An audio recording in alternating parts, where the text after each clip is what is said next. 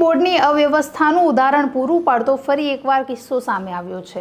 ગુજરાતમાં વિધાનસભા 2022ની ચૂંટણી પહેલા પોલીસની લગભગ 12,000 જેટલી ભરતી કરવાનો જે નિર્ણય છે તે જાહેર મંચથી આપવામાં આવ્યો હતો, પણ લોકસભાની ચૂંટણી પહેલા એ ભરતી બહાર પાડવામાં આવી।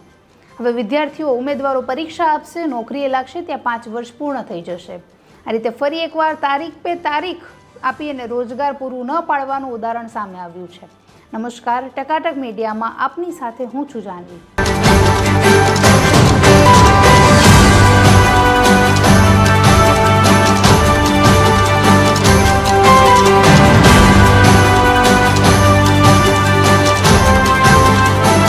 સહિત દેશભરના વિદ્યાર્થીઓમાં સરકારી નોકરી મેળવવાનું ચલણ વધી રહ્યું છે। દરેક વિદ્યાર્થીઓ સરકારી નોકરીની તૈયારીઓ કરતા જોવા મળે છે।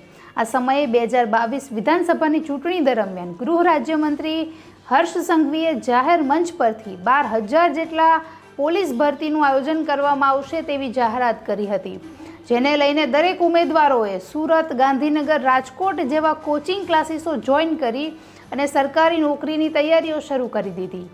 પણ એ જાહેરાત તે વખતે ચૂંટણીનો માહોલ હતો એટલે કદાચ કરવામાં આવી હતી, કારણ કે હર વખતે જ્યારે ચૂંટણીનો માહોલ આવે છે ત્યારે જે નેતા હોય તેના દ્વારા મોટા કમિટમેન્ટ અને વાયદાઓ કરવામાં આવે છે, પણ જેવી ચૂંટણી પૂર્ણ થાય પછી તે વાયદાઓ કદાચ ક્યાં ગુમ થઈ જતા હોય છે તે ખબર પડતી નથી।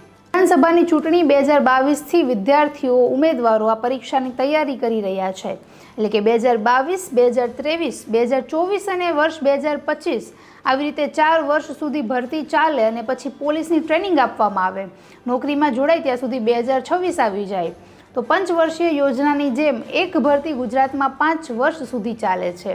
તો રોજગારના નામે તારીખ પે તારીખ પૂરી પાડતું હોવાનું ગુજરાત સરકારનું ફરી એકવાર ઉદાહરણ સામે આવ્યું છે। ભરતી બોર્ડના ચેરમેન અશોક પટેલે ટ્વીટ કરીને જણાવ્યું કે આવનાર ઓગસ્ટ-સપ્ટેમ્બરમાં લોકરક્ષક અને પીએસઆઈની ભરતી કરવામાં આવશે। તો જે વ્યક્તિઓને ઉંમર અને શૈક્ષણિક લાયકાત ઘટતી હતી, બાકી હતી, જો હવે પૂર્ણ થઈ જાય તો એ લોકો ફરીથી અરજી કરી શકશે।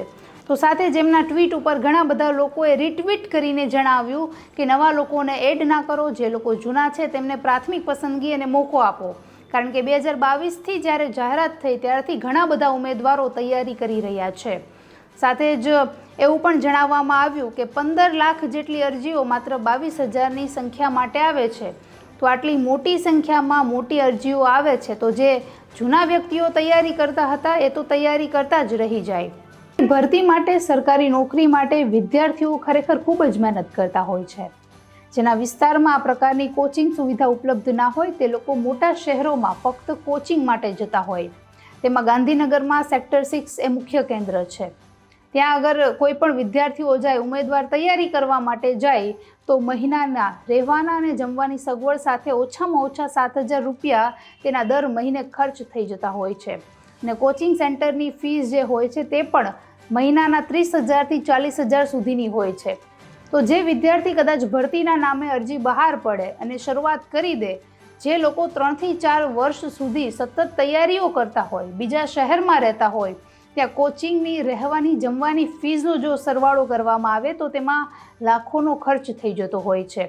પણ સરકારી લોકોને કદાચ બેક સ્ટેજની જે પ્રોસેસ હોય, જે વિદ્યાર્થી અને ઉમેદવારની પ્રોસેસ હોય અને મહેનત હોય તેનો અંદાજ નથી આવતો, અને ચૂંટણીમાં જ તકોનો લાભ લેવા માટે અને મતો મેળવવા માટે તેઓ જેવી ચૂંટણી આવે ત્યારે ભરતીની જાહેરાત કરી દેતા હોય છે। એક સિનિયર પોલીસ અધિકારીએ જણાવ્યું કે જ્યારે અમારા સમયમાં પસંદગી થતી અને ભરતી થતી ત્યારે સરકારી પોસ્ટના માધ્યમથી પત્ર ઘરે આવી જતો, અને હવેના સમયમાં જ્યારે કોઈ પણ જે ઉમેદવાર છે એ પસંદગી પામે, પરીક્ષામાં પાસ થાય તો તેને જાહેર કાર્યક્રમ કરી અને નિમણૂક પત્ર આપવામાં આવે છે। ત્યારે તો પ્રશ્ન એ છે કે જે ભરતીની જાહેરાત વર્ષ 2022માં કરવામાં આવી હતી તેની પ્રક્રિયા 2026માં પૂર્ણ થશે, એટલે હવે ગુજરાતમાં ભરતી જે છે તે પંચવર્ષીય યોજના બની જશે। નમસ્કાર।